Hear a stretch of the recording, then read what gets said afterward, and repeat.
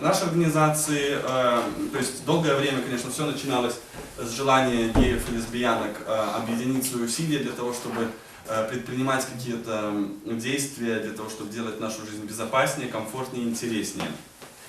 Конечно, первое время в основном вся деятельность была в Минске, мы в Минске проводили кинопоказы, встречи, потом решили провести первый в 2010 году правозащитный форум «Минский гей-прайд», публичную акцию которого разогнали. Вышло 40 человек, 12 человек задержали, 7 из них на двое суток. Сейчас у нас есть, наша организация имеет 4 программы развития, 4 программы, по которым мы работаем. И одна из них это сейчас у нас программа по региональному развитию. Мы подумали, что нельзя построить широкое ЛГБТ-движение без включения в него региональных групп, людей из других городов. Сейчас еще наша организация работает над книгой, над изданием, над исследованием впервые, которое будет выпущено в Беларуси. Это хроники дискриминации и насилия над геями и лесбиянками с 2008 по 2012 год. И трансгендерами. Сейчас вот в Минске избили, организованная группа избила гея.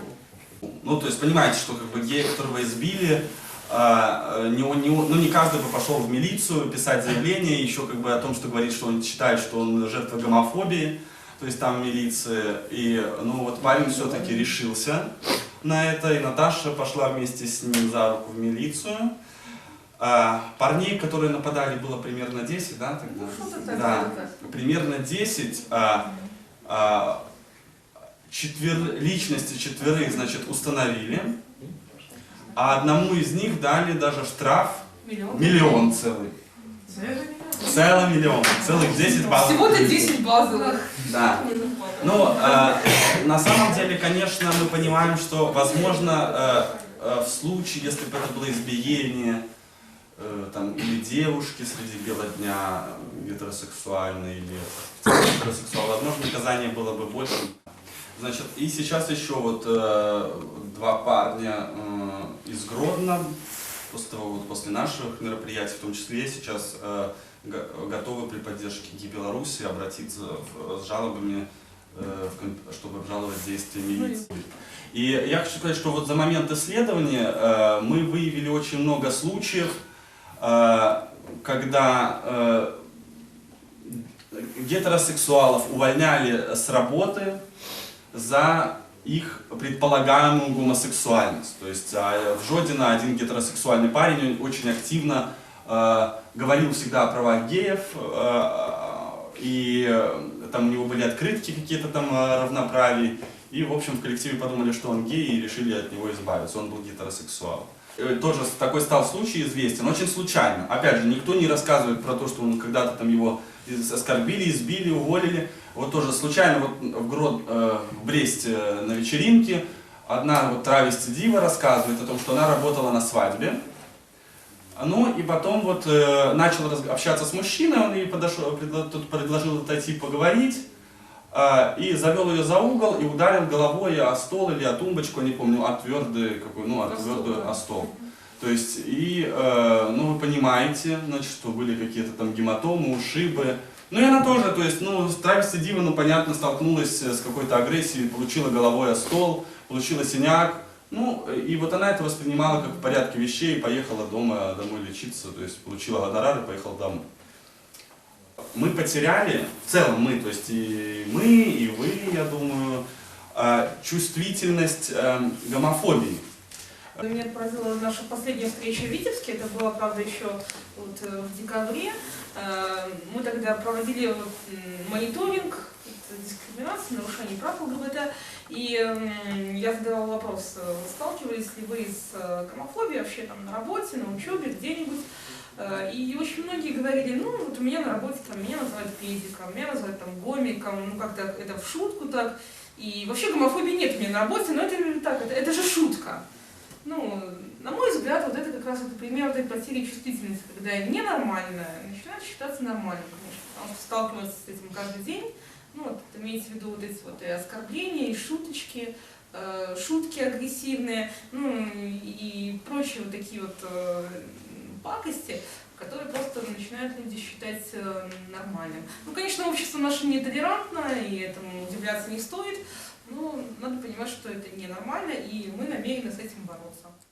Меня звать Сергей Андросенко, я являюсь старшинёй праваабарончага проекта «Гей Беларусь». Основная мэта нашей организации – это створение комфортных и бяспечных умов для жыцця геяў, лесбіянак, бісексуалаў і трансгендераў у Беларусі і аказання ім неабходнай падтрымкі. Ну, наша праца уже ідзе 4-й год, і мы все больше камунікуем з нашай мэтавай групай.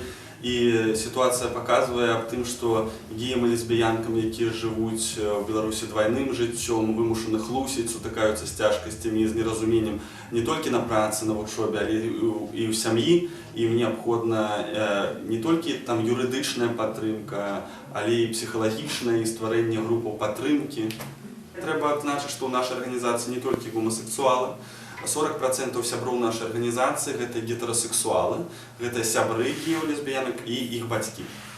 Зараз мы ўжо дзейнічаем, нягледзячы на адсутнасць рэгістрацыі, як рэспубліканская арганізацыя. Мы сябе пазіцыянуем праваабарончай арганізацыяй, мы ўваходзім у беларускі праваабарончы форум.